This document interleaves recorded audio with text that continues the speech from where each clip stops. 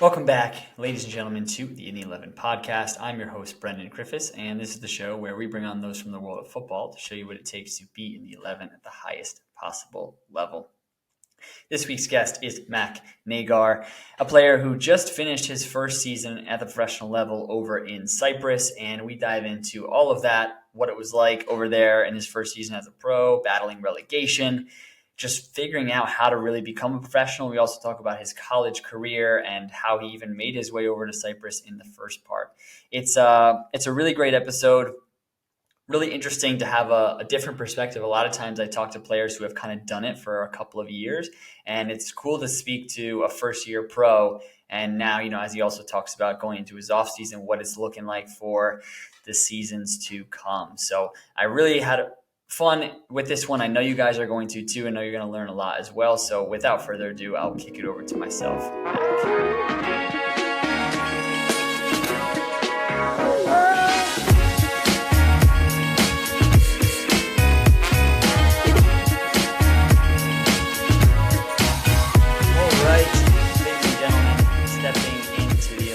Fresh off of his first season as a full-fledged professional in Europe, Mac has joined us today. And as I hear as well, already back into the grind of training and putting it in the offseason, only 2 weeks removed from the last kick of the ball. So all power to you. Mac, I appreciate you taking the time and looking forward to hear more about kind of your journey, man. Yeah, it's a pleasure to be here. Really cool podcast, and I think we'll talk about some cool things. Yeah, definitely looking forward to it. So maybe to kind of put it into perspective for the people here, what was that first season like for you as you kind of now look back on it as it's come to a close here? Yeah, I think it just the one word to describe it was a lot of learning experiences. Um, Throughout kind of my first year, I was on a team. We struggled quite a bit, and we're fighting with relegation for a lot of the time. And I think I probably got experience for over like that 1 year that I was there, even though I was only there for 1 year. I got to play with a lot of seasoned vets. I got to see kind of like how a team deals with the stress of relegation, and kind of how the team rebounds or struggles with that. Yeah, can you even put it into words? Because I think it's so true what you say there. There's such a difference between, jumping to the college game, whereas I always say it's definitely competitive, right? But there's definitely a different feeling when, you're kind of at the bottom of the table in college and everyone's disappointed, of course, but there's not really punishment. You're not going down to Division II the next year. Right. But I mean, the pro game, that's the reality, and there's like you can just feel that tension so much more. I feel like every day in the changing room, every day when you're at training. Like, is there a way you can even put it into words if you were to say describe it to a college player? Yeah, I think it's really unique part of the American football system and college and also professionally. You don't have this kind of impending punishment if you don't perform. And I think that can actually lead to a lot of like unique dynamics where you may feel more comfortable throughout the season, even if you're at the bottom of the table. In Europe, and I mean throughout almost every other football system, um, when you feel that kind of pressure, things start to change in terms of the tactics, how players play, even things like salary. So it's a very real kind of reality. Yeah, absolutely. Let's set the scene a little bit though to kind of get to where you've gotten to now. As we spoke about before we jumped on here, you're originally from New Jersey. Is that where you kind of grew up all throughout playing youth soccer, and was it always just Jersey growing up? Yeah, so I grew up in Jersey, started with Match Fit Academy, and I was just basically playing like ECNL type of travel soccer, and I also got to play for my high school at a pretty decent level, and we did a lot of good things. Like on that level, I was able to get like a lot of recruitment opportunities from that in terms of college. And then I actually decided to not go to college right away, even though I had some Division I offers. and I actually went to go play in Europe. And my first year was in the UK for a theater academy called Fab Academy. And this is an academy where a lot of players who kind of don't aren't offered a professional contract by Premier League clubs go to try to get another kind of professional opportunity. So like graduates of my academy were like Matty Cash, some guys who are in League One, League Two. So I kind of just felt like the college route wasn't perfect for me, um, and I felt like I wanted to have a shot of going pro at the same time other kids around the world were trying to go pro. I didn't feel like I didn't want to be at a disadvantage per se by taking those 4 years to go to college. Yeah, that absolutely makes sense. So is the goal kind of going over to that academy, is the goal trying to showcase yourself in front of whether it's English clubs or, other European clubs and stay in Europe for the kind of longer foreseeable future? Yeah, that was the goal, and I got there and I did pretty well. I think I was a little bit shocked at the pace. Like within Europe, that was like my first exposure to it. And I didn't actually end up signing a professional contract. And so I did come back and played Division 1 for Iona and Cornell, and had some good years there. And I think it is also a testament to the college system that people are able to come and play in college and develop, and actually continue on to pro leagues, not only in the United States, but also within Europe. Yeah, yeah, absolutely. I mean, when you're in that experience over there in England and, it doesn't work out, I'm sure there's, again, as you even said about this first professional, team you were with in Cyprus this year, like so much of a learning experience. I have to imagine the English year was a lot of the same, right? But at the end of it, is there disappointment with it, or is there more like gratitude of the experience that you had? Like, what's kind of the feeling as you're coming back home knowing that you're going to college next? I'd say, like, truthfully, from my experience, is that the longer you stay kind of within the game and you remain persistent, and you continue to try to like learn things, it actually ends up being more beneficial, and you can actually find yourself in better positions than people who even have maybe more natural talent than you. Like, there's definitely been cases where I've had teammates who were much better than me naturally, but because I remained persistent and perhaps did not give up, like after not signing that first professional contract, um, playing in college and remaining focused within college, that opportunities arose. Yeah, yeah, I think that's the perfect way to describe it. Like, I think, any player, we can always go and look back at all these players that we've played with over the course of our careers, and I was definitely not always the best, right? But it's almost like it's just the one who keeps knocking on the doors, and as other people kind of fade off and they quit and they're like, ah, it's too tough.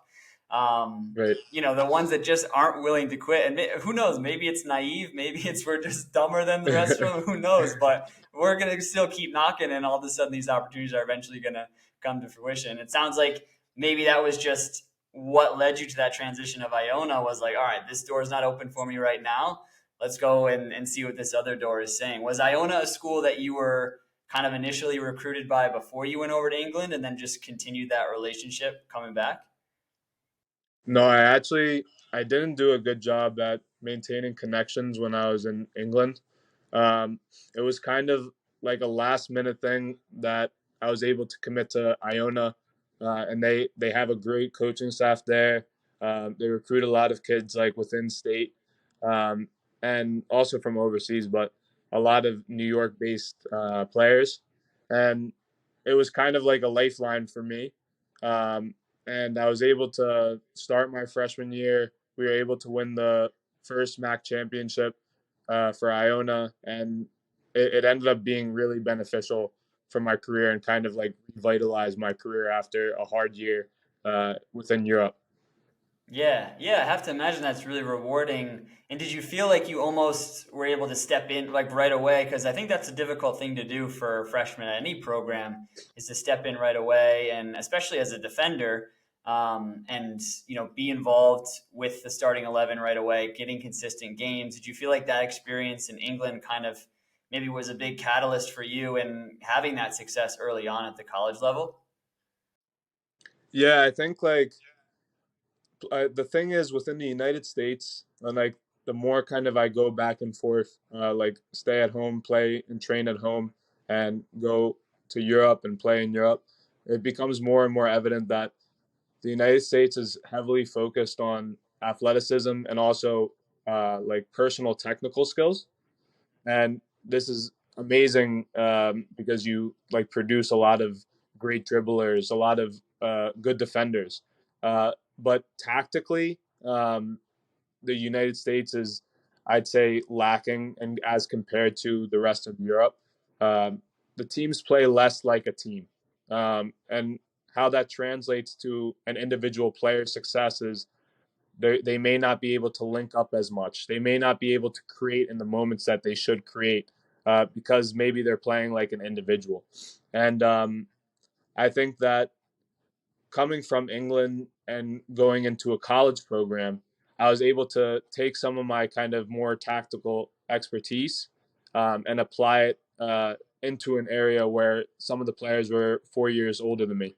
Um, and I think that was really beneficial. It made me feel a little bit more experienced. Yeah, yeah, because it gives you a completely different perspective than even those guys, as you just said, that have been there for 4 years. But they've been there for those 4 years, and maybe for the Americans, even however many years before that, all kind of underneath the same ideology or the same sort of philosophy. And like you said, opening up your eyes to just the way different places play football, it can be huge for somebody's development and can add on, Right. more years, like you kind of said, than just the actual amount of years that you're playing in the game. So then Right. talk to me a little bit about that season at Iona, because I know, like you said, you had some success individually, you had some success on the team level. I guess maybe what was the process then that led you to kind of deciding to transfer? Yeah, Iona is an amazing school. There's amazing players. Um, the team after we won the MAC championship, there's like lots of conversations, especially from the older players who were going to try out for the MLS. They had pro tryouts at the MLS, or they were going into the draft, and there was a lot of people kind of leaving, who I thought were instrumental to the team and also served as kind of role models for me. I felt like at that point I could have definitely stayed, and I would have loved to stay. But I felt like I needed something a little bit more different and kind of expose myself to change once again so I could kind of relearn some things, build upon things. And I think that it's always been my mindset by putting yourself in like kind of uncomfortable situations, you're actually able to grow more. So that's kind of how I thought about it, but it was more of an emotional decision than I'd say like a rational decision by any means. Okay. I think I can kind of wrap my head around that. And so, like, is transferring then for you? Is it as you look at that experience of the transition? I guess is it something that you look back on and was like it was a difficult thing for you, or was it that idea of this new challenge? Kind of taking that on, did that make it a little bit easier for you to go in and not feel maybe as anxious or nervous about that new opportunity? Yeah, I'd say like that's a great question. I think like personally, I felt on one side very upset because there was a coaching staff that believed in me. We had recent success. I loved the school. I loved the people. Uh, but at the same time, I was thinking about my long-term career, and if I stayed another year, I was definitely going to stay for all four. And I felt like I wanted to expose myself to a different conference that was maybe a little bit less local, uh, playing kind of bigger opponents, having a little bit different kind of environment than like where I basically grew up near Iona. I was comfortable with New York people. I wanted to see what upstate New York was like, kind of move away from home and expose myself to more change because I felt like that would help me mature. Yeah. But obviously, when you get there, it's right around 2020, right? And so I'm sure nothing about your transfer or, your hopeful college career at Cornell kind of went according to plan. Am I right? Yes. No, totally right. So you get there in the fall of 2020. Was that your first semester in Cornell? Right, right. And we were totally remote for the whole year. Um, the Ivies, I guess, decided that um, the pandemic was too dangerous for students to come in. So I was doing my whole first year away from the team, online, and we'd have like video calls, but obviously it wasn't the same. So for that whole year, are you just training kind of on your own, or what's, I guess, that part of it? I actually played with Motown, which is a local NPSL team who actually recently won the NPSL, and so that's a combination of ex pros and ex D1 guys who were constantly playing, and they were able to offer me a position on their team during that COVID year because they continued to play. So my development wasn't stunted, but uh, I was definitely playing in unfamiliar territory once again. Yeah. And then as you go into 21, is is there even certainty about like what the season is going to look like or how it's going to look like going on campus? Like what do you kind of know as that first year wraps up where you're fully online? What do you kind of know going Mhm. into the second year? Yeah, the second year was like fine. Like the season was normal. Um, it was difficult because it was me coming into the team for the first time. A lot of guys didn't know each other. A lot of guys were new, um, but it also was a chance to rebuild. And our coach at Cornell like said like, okay, like the pandemic is a perfect opportunity to kind of elevate yourself because honestly, when a lot of people won't be working, you can be working, and I think that that was definitely kind of important for me and something that helped me stay focused during that time. Yeah. And so when you get onto campus finally and you have that chance to actually play with the team, meet the team and start to, work together with them, what does that first season look like for the team and for you on the individual level as well? Yeah, the team we did pretty well. We were close to winning the Maple, but didn't end up doing it in the end. Individually, I struggled a lot. I had some injuries. I didn't mesh as well with the team at Cornell as I did at Iona, and I was a little bit homesick. This was kind of like I was putting myself into unfamiliar territory, and I was ready to deal with the kind of the obstacles that came with it. But I also struggled, especially for the first period. Mm. What's that like kind of when all of those things are piling on top of each other, right? Because I think any athlete in any sport can speak to how frustrating injuries can be when Mm, whether it's you're actually out and you physically can't do the thing that you love or the thing that you came, in this case to the school to do, or even if right. it's just kind of you're in a certain stage of rehab, or even if you're just dealing with an injury that maybe you're not actually getting treatment for, but you're kind of always in that little bit of pain. And then two, on top of it, you're in a brand new circumstance. You're farther away from home. Like, do those things start to kind of add up a little bit and make it that much more difficult mentally? Or how do you maybe decompress or separate some of those things? Yeah, I think the thing is with a lot of football players, they may have these things and you can always say like, yeah, like what doesn't kill me makes me stronger, but like the multiplicative effect of all these different things can definitely weigh on you, and especially for high performers who tend to be like very hard on themselves, it can actually transform into something where you're trying to work harder, but by working harder you're actually putting yourself at a bigger disadvantage. You may be overtraining, You may be putting too much stress on yourself. So when it comes time to perform, you're not able to do so. So I think there's a very fine line between cutting yourself some slack in the moments where you're just having things not go your way, and knowing when you have to push yourself harder when you might not be giving your maximum. Yeah, yeah, I think that's the perfect way to put that because I think it's something that it's just what we are so used to, right? It's always like, okay, if I had a bad performance or I'm not playing the best right now, I know I can just put more hours in the tank, so to speak, and I can just continue to Mm-hmm. push and grind and get better. And it's one of the most difficult things I can personally say that I've had to kind of learn is understanding that sometimes taking the time off to let your body heal when you are dealing with an injury is actually more beneficial than just continuing to push and continuing to push. And Right, it is kind of scary thing because all those things start to bounce around your head of like, all right, I've set out this many days, everybody else is still training, like are they getting ahead of me? And right. it's difficult to, I think, sometimes in a sport like this to kind of stay in your own lane, right, and focus on the things that you can control.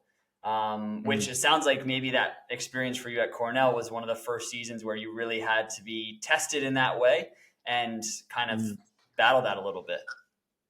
No, 100%. And I think also mentally, like you mentioned, physically, like you can obviously you may be injured and you need to give your body time to rest, but also mentally, like you may be dealing like with some struggles off the field, and your mind is kind of, in my opinion, the most important differentiator between different levels of the pyramid.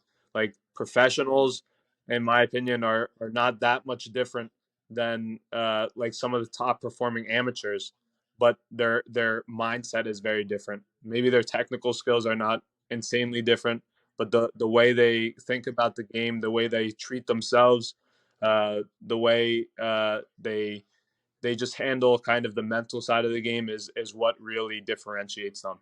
And when you're in a hole and you keep digging that hole, it can mentally be a hard thing to get out of. Hmm. And you mentioned earlier on that you had a lot of vets on this professional team that you were just with for this past season. Was that one of the things that you really picked up on in this first year of like their just approach to kind of being a pro, I guess? Yeah, it's they have a sort of kind of swagger, a sort of composure where yes, they're hungry to always go and get the next thing, but they're also very confident that whatever happens, even if they have a horrible game, even if they have a horrible month, uh, that they're a good player and things will work out in the end. So it's not always necessary to overwork yourself mentally or physically. So then maybe talk to me then about after you have that first season where it is kind of met with some difficulty in that 21 season of Cornell. What's the thoughts, I guess, as that year comes to a close? And now you've had, 1 year which was fully remote and just kind of a weird year to adjust to. Then you have a difficult year. What's kind of going through your head now? Yeah, I felt like once again I had to make some kind of change. Um, I was feeling like, okay, college soccer is uh, like perfect for a lot of people. I felt very good during my freshman year, but I still had a yearning to go and try and play overseas. And if I was given any opportunity to do so, I would grab that opportunity with both hands, and try to go play because the college game and the American system, even if you are a top player, maybe you'll go to the draft, maybe you'll get selected by an MLS team, but the chances are that you stay with that MLS team um, is pretty low. Usually, you'll go to their secondary team, end up in the championship or League One, and right now, in my opinion, the kind of bridge between those leagues and the MLS is not great. So, from a rational perspective, and also like a moment in my career where I was struggling, I was like, I need something new. I need something to kind of continue progressing, and that's how I was thinking about Europe. Okay. So what's the first step that you take to make Europe a reality? Like I know you had maybe some connections from when you first went over to England the first time, and now you've played with Hmm. players from all around the world in college. But how do you take that first step? As an American, because I think it's something that a lot of Americans probably have the same goals or aspirations that you do, and they maybe look at Europe as like, I want to get there, but I have no idea Hmm. how to. Right? Yeah, no, totally. And I think that a lot of people don't really understand like kind of the steps to actually becoming like a professional. I think that it can happen in a number of ways. The first being like, okay, you're a stud, you're a top performer, um, and you kind of are just the top of your league. Maybe your top goal scorer, and you're seen by some agent who will automatically help you find a team within the United States. The second option, in my opinion, is like a little bit more crafty self marketing, and this is the path that I took. You have to kind of just be very good at marketing yourself, and what that means is okay, like you come from college into Europe and wherever else in the world, they're not going to give that much merit to college teams just because they're not professional teams. People don't really know about them. And so, what you have to do is you have to email a bunch of people, you have to look for trials, you have to find kind of different events where you can actually market your ability.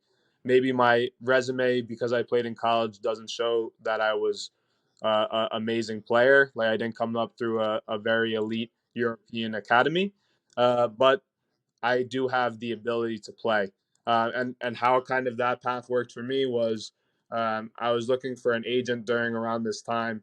An agent named Scott from Triple SM found me, and he saw my highlights. I was in constant communication with him, and he said there was an opportunity to trial in Cyprus. And I went on trial. I did extremely well. I actually went during my winter break. And the following summer, there was a spot on a first division team. And Scott felt like I performed well at my trial. There was still spots kind of even going into the season after preseason, so it was the time was kind of running out, and luckily I was able to get on this team and secure my spot for this year. Yeah, I think you talk about something so important there that, and I'm sure you can attest to this as well, that there's like so many players in college soccer that I think feel that just because they didn't have the perfect college soccer career, that then they get to the end of it and they're like, oh, there's probably really not a chance for me to go beyond this, right? Right, And that can be for a number of reasons, whether they didn't get the accolades or they weren't part of the best team or they weren't in a certain division or whatever. right, But I think like you're a perfect example, and there's so many examples out there that you can look of players from all three of the divisions of college soccer and all levels within those divisions as well, that regardless of what type of season they had or career they had, that just because they went out and tried and they knocked on a lot of different doors, they got an opportunity. And that's kind of sounds like what you did. hmm And was Cyprus that very first trial opportunity that you got in Europe, and that where it kind of maybe puzzle pieces fit together? Yeah, it was the first trial I went to. It was a second division club actually, who actually just got promoted to the first division club. And because I was able to perform well there, the agency had trusted me. The teams kind of talked about me, and then that's how kind of it progressed into a full contract offer during the start of the next year. Gotcha. And so, can you talk to me at all about the feeling or what it's like actually going on that first trial when you're in that second division team in Cyprus? Like, are you at all familiar with Cyprus before you go there, or like what the level is like, or really anything like that? Yeah, no, I had no idea. I obviously tried to do my own research, be as prepared as possible. Looked into the team, looked into the players, mainly like on transfer market. Even watched some of their games on like streaming services to kind of feel of what the level was like. Um, but I did kind of obviously go in. without like preparation of what Cyprus football is like. And truthfully, in every different country, there's a different kind of style. Like you can compare La Liga to the Premier League and even see different styles. But I did know that wherever I would go, I was very confident in my ability. I would try to show what my kind of strengths were and highlight those strengths, especially when I was playing. Not try to be bigger than I was, but just show that I could play at that level, and I played well, so it worked out well. Yeah, if you were maybe speaking to a player who was in a similar situation to you, maybe is leaving college and let's say same situation, right? Going over to Cyprus and playing trialing for a second division team, like what would be some of the things that you would maybe say that you tried to do in order to show that confidence and that ability to just come out and play right away? Because I think it's a challenging thing, right? The trial is kind of it's huge, right? This is your opportunity to showcase in front of a coach and potentially get that pro contract. And Right, especially for somebody like you, right? You're coming over to a country where you might not speak the language. Who knows if the players are really excited to have you there, right? Like they're kind of looking at you maybe right. as the competition. So what would you say to a player that's about to kind of embark on that same journey? Yeah, I'd say a couple things. Like rationally speaking, like the good thing about the football system within the United States is if you go to college and you're going to get a degree, and even if your soccer career completely fails, like you have that degree to fall back on. And when I was in the UK, I had a lot of teammates who were trying to get a professional contract. They didn't. And then I had to go work at a local supermarket because they put all of their eggs in one basket. So, rationally speaking, you can kind of ease some of that pressure off by just realizing you're going to be okay with because you have a degree. Um, I'd say the second thing is you're a player, you've been playing for 22 years if you're graduating school. And truthfully, like you just have to trust in your ability at that point. Um, there's players a lot younger than you who have made it. There's players who are a lot older than you who have made it. And everybody's story is different. Everybody's story is their own.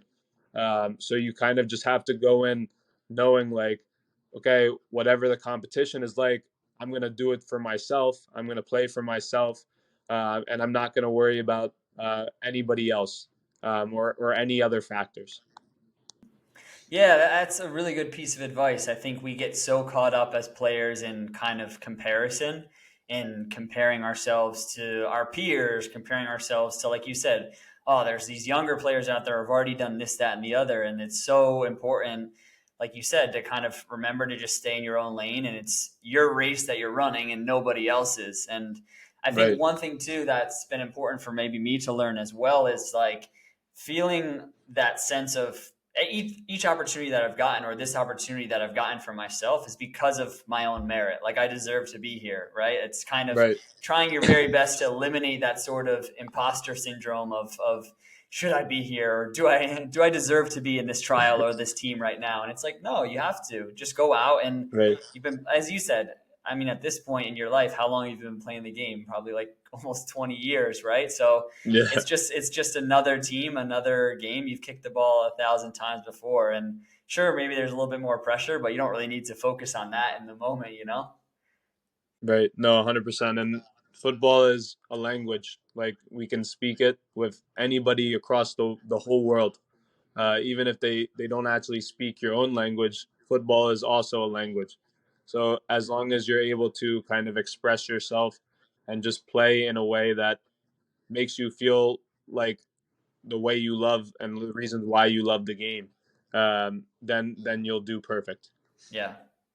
So, what does it then feel like to sign, to put pen to paper then on that dotted line and sign that contract with the first division team in Cyprus? And by the way, what's the name of the club as well? I want to make sure I pronounce it right. Yeah, Doxa Katakopias. Oh, okay. Also, I might not even be pronouncing that perfectly correct. So, sorry, Doxa.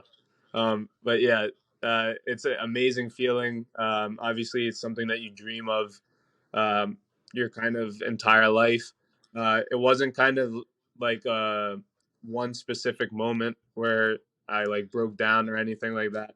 Uh, because I think like every single little obstacle, every single little uh, piece along the way, and the journey is really kind of important here. It's not actually signing the paper, but the journey is actually for me a lot more important than uh, reaching that accomplishment.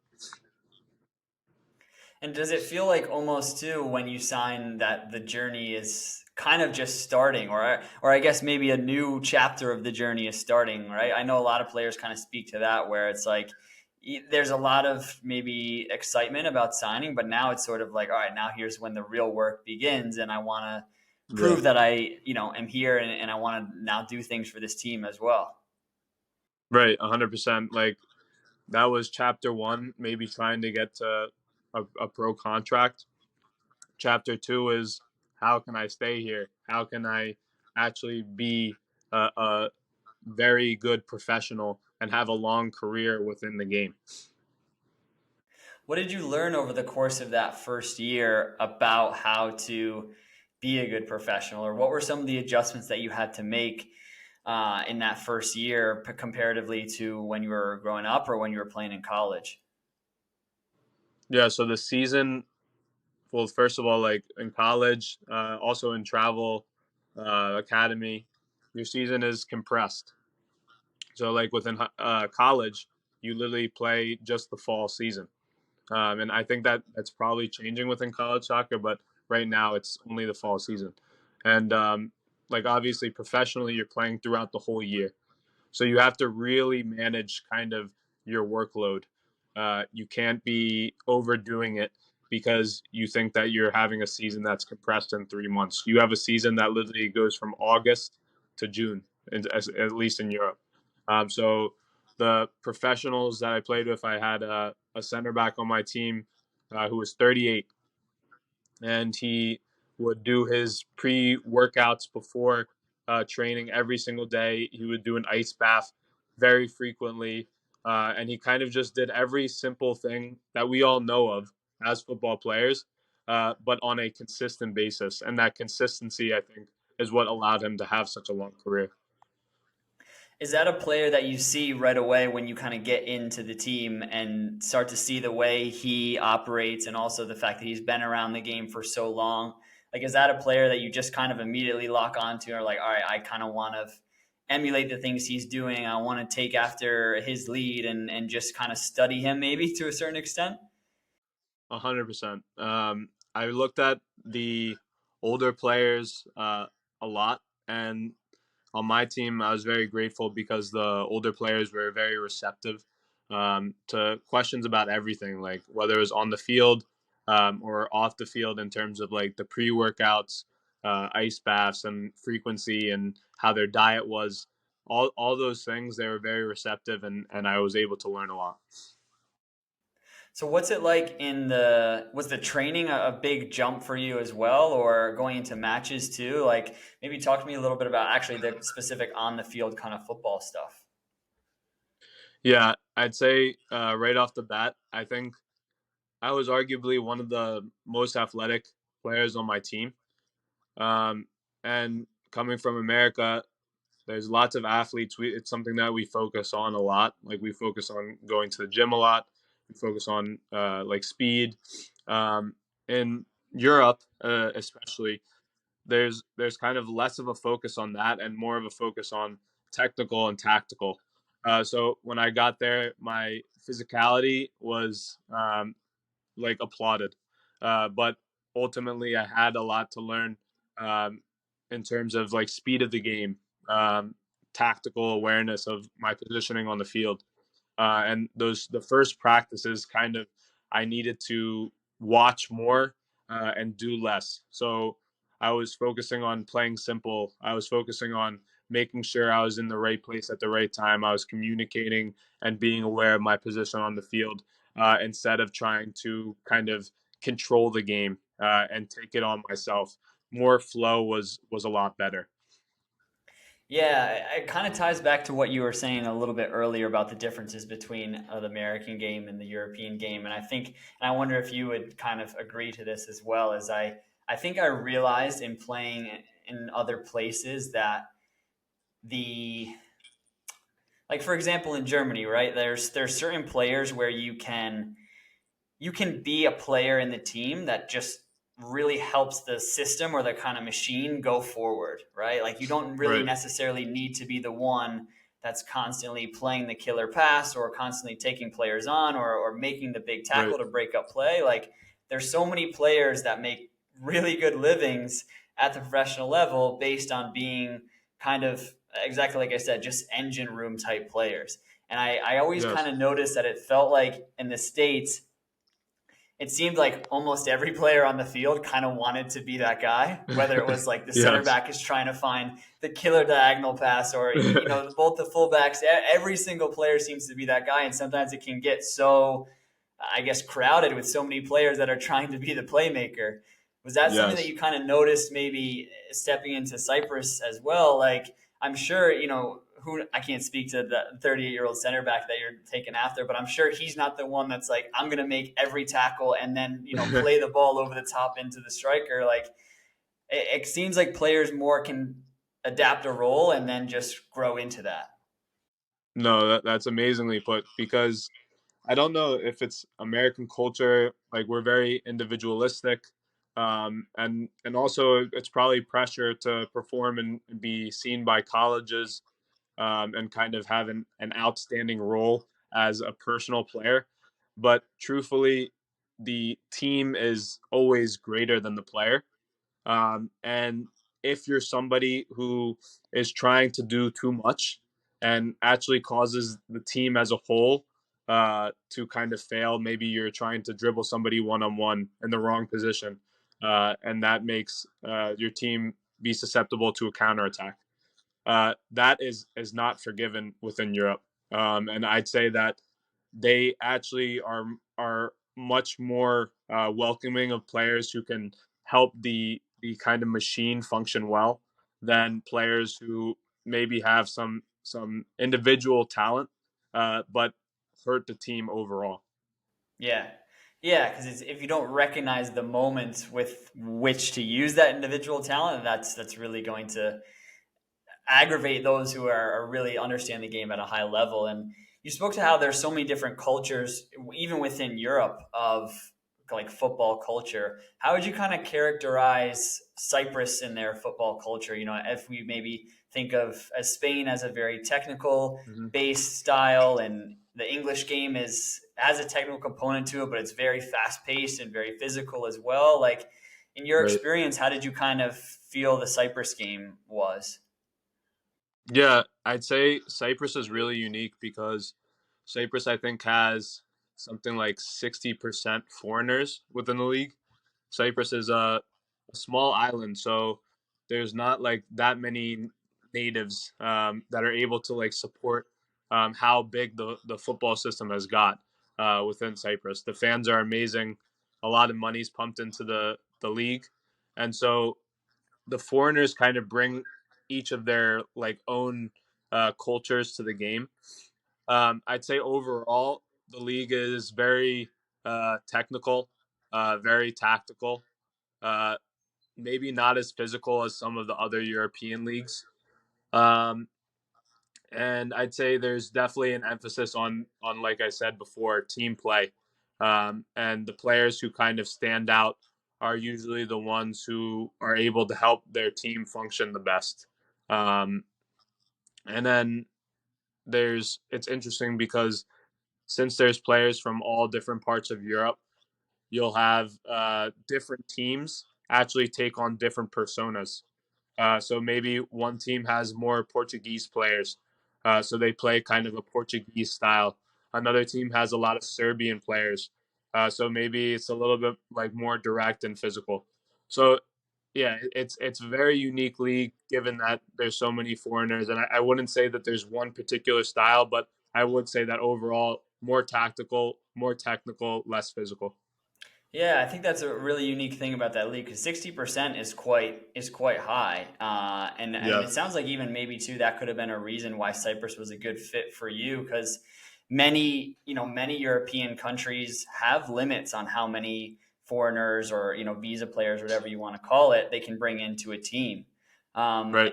well, how did that affect maybe your experience with the team, whether it be on the field or off the field, having such a diverse group of people that you were kind of in and around with every day?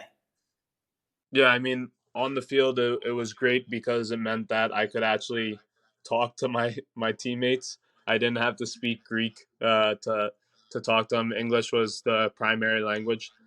I'd say off the field, there was a lot of foreigners, so people didn't know the island as well as like kind of the natives. So we developed really strong bonds. We would hang out with each other. We would have our families hang out with each other. So it was good in that sense. Um, and then like within the locker room, I just say because there's so many diverse perspectives, you're able to kind of have a more collective, maybe less group think kind of scenario where you're able to learn a lot, and have a more kind of rational decision making in terms of tactics and how to handle the team. So yeah.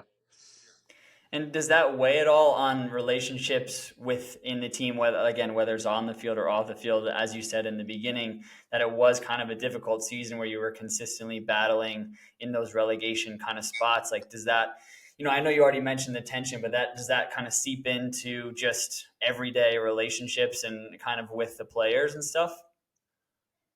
Yeah, I'd say it definitely does. Like you may, no matter how hard you try, like when the team is winning, things will always feel a lot better than when the team is losing.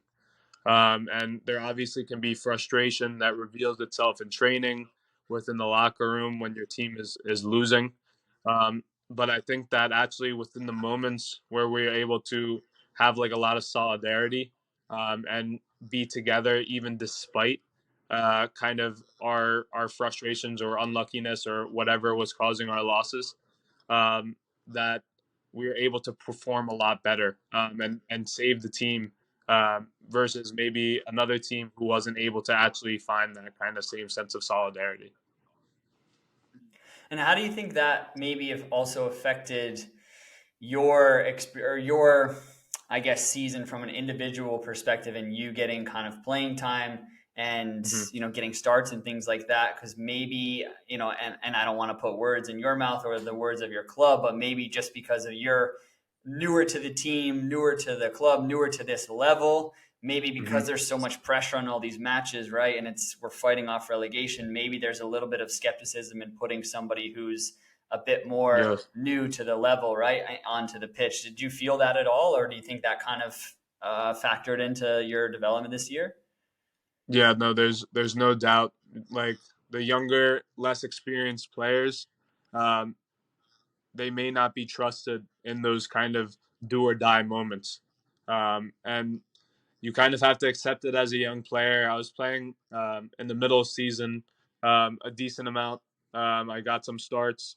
I was able to play, but towards the end of the season, when we were actually confronted with kind of this relegation battle, um, the experienced players definitely took a precedent, at least within my team, and if we were able to kind of be away from that relegation zone, that's like when you start to see a lot of the younger players get more minutes.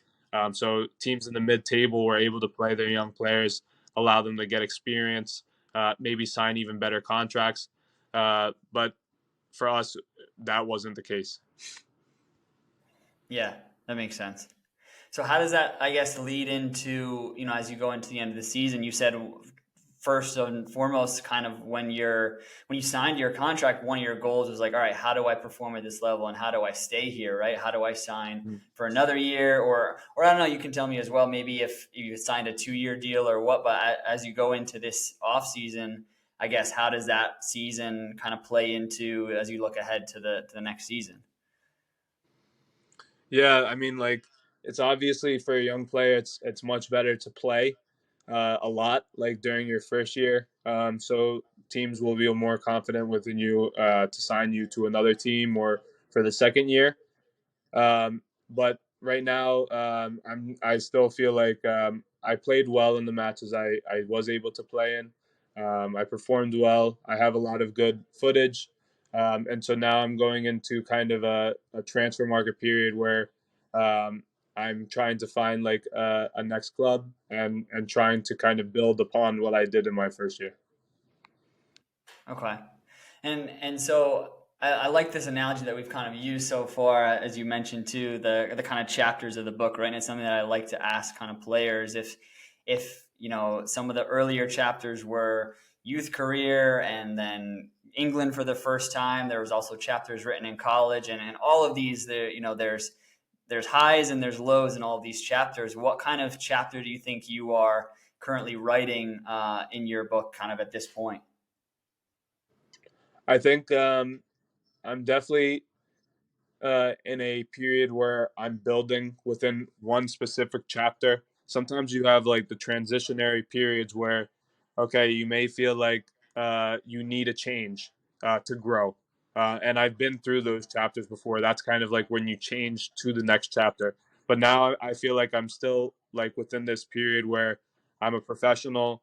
I'm trying to build my career, build my network, and then hopefully I'll turn the page to the next chapter where I'll become seasoned, more connected, a definite long term pro. And that's kind of how I think about it. But you have to kind of abstract away from the long term focus and instead focus on each individual goal. Because if you worry too much about the long term goal, then it may become overwhelming. You just need to focus on what you do every single day to ensure that you're building. And if you're able to do that, then it will culminate in your long term goals. Yeah. As that day to day is upon you now in the off season, what does that look like for you? I'm sure the training part of it has to be a consistent piece of it, but is it also, Mm-hmm. constant phone calls and conversations with your agent? Is it also kind of doing Mm-hmm. the work on your own to reach out to other clubs, other contacts, other people in your network? Mm-hmm. Yeah, exactly. So it includes I train twice a day right now. Um, it's mostly consisting of like fitness work, a little bit of lifting, and then a ton of ball work. There's a bunch of guys who I'm working with from the U.S. Who are also trying to go pro or are already pros. So I have a good training group. And then after that, I'm making calls with my agent. I talk to him constantly. And you can also, I think it's important for people to know that you need to, even as a player yourself, you can't just rely on your agent. You have to be doing the work yourself. That means making a network of players, maybe their past teammates, maybe their past coaches, and constantly just making sure you're trying to elevate your career. Like it's career progression. You don't want to stay still at all. Yeah. Yeah, that's a really good point. I think a lot of players think that there's there's really like one route to going pro, right? And like you kind of spoke about, there's a lot of different paths to do it. And sometimes it can be through an agent, but a lot of times, you hear stories all the time of players played with a former teammate, they connected them with the coach, and then things, progress from there. And now all of a sudden they've just signed a contract. And agents can be super invaluable in helping you open doors that maybe you wouldn't be able to open on your own, but you got to Right. exhaust kind of all the opportunities that you have, especially in a season or in a period where you're out of a contract and you're looking for something new. Because sometimes Right. I think players have a tendency to wait and wait and wait on their agent to bring them that perfect opportunity, and then all of a sudden the transfer window's over or the new season's kicking off and you're still waiting on that perfect phone call. Right. Right. No, 100%. It's like what I said before. The marketing piece, unless you are literally the top player like within your academy, the marketing piece is very important. You need to be very well sought after um, to kind of forego that marketing piece, because if you are not marketing yourself, then you're not doing your business, which is football, a favor. You're kind of leaving it to chance, and I think that by leaving it to chance, you're much less likely to find what you want. Yeah, it's a really great way of putting it.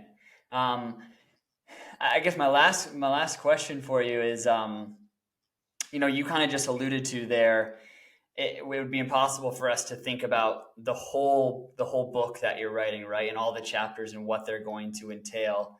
And sometimes that can Right. get overwhelming, and it's much more practical to focus on the day to day and focus how I can get a little bit better in the Mhm. day to day process. But if you are to kind of look at your career as a whole and take a step back for just a moment, is there anything that you really think that you want, like if you wanted to have a theme from that book, right? Maybe we can't know what all the chapters are going to be, but it's like, I know at the end of it, I want to have felt, have felt this way about my career, or I guess if that makes sense of the way I'm wording it correctly. For me, football has always been an analogy for life. Uh, like you've always heard that phrase, like I've learned about life with a ball at my feet, and it's really, really true. For me, football is everything in terms of understanding how to deal with conflict, how to interact with people, how to build upon yourself, how to market yourself, how to overcome obstacles. And for me, the main goal that I have with football in my career is to become the best person I can be, uh, primarily by doing the thing I love. So I want to have a long career. I want to play, but I also want to be the best man I can possibly be. And I hope that transpires into how I play and how I am as a teammate. Hmm. Yeah, I love that, man. I think it's something I would completely agree with for myself as well. Like I think as I've gotten older too, I've realized that, yeah, it's for me, it's football seems like I can use it as like this vehicle for me to kind of grow, right? And it puts you in so many uncomfortable situations constantly and forces you to step up and tests you all the time, right? Whether it's a game week in and week out, or whether it's some other obstacle and injury, like it feels like football can give you so much adversity in such a short period of time and wrap it up and just constantly keep throwing it at you. And it's Yes. amazing. It's terrible at times too. It's all the above. I feel like we feel all the emotions when it comes to football. Yes. No, and it's a beautiful thing. It's a good thing that it's like that. Yeah. Well, man, I appreciate you so much for taking some time out of your off season, and I can't thank you enough for doing this and for sharing your story. I definitely enjoyed it. I definitely learned a lot, and I'm sure the people are going to enjoy it as well. Thank you, Brendan, for having me on. I had a great talk, and I can't wait to interact with the community. So, Alrighty, folks, that's it for this week. Thank you once again to Mac for taking time out of his off season and his time off to sit down and talk about his journey up to this point in football so far. I really appreciate it. Thank you to all of you out there who have continued to listen week in and week out. Having a lot of fun doing these podcasts and love sharing them with you. If you are enjoying them as well, I'd encourage you to share it with a friend who may also enjoy the podcast. And if you're really enjoying it that much more, I would encourage you to go check out our Patreon page, patreon.com/in11pod, where right now you can experience all of the episodes a day before anyone else does with early releases. And if we get some more traction, we get some more people to sign up for the Patreon, there's some exciting things that I have, like merch drops and some other exclusive content that we're going to do on the Patreon once we get those numbers ran up there. So go ahead and do that, patreon.com/in11pod. I will catch you guys on the next one as we've got more episodes coming in the pipeline. All right, catch ya. Peace.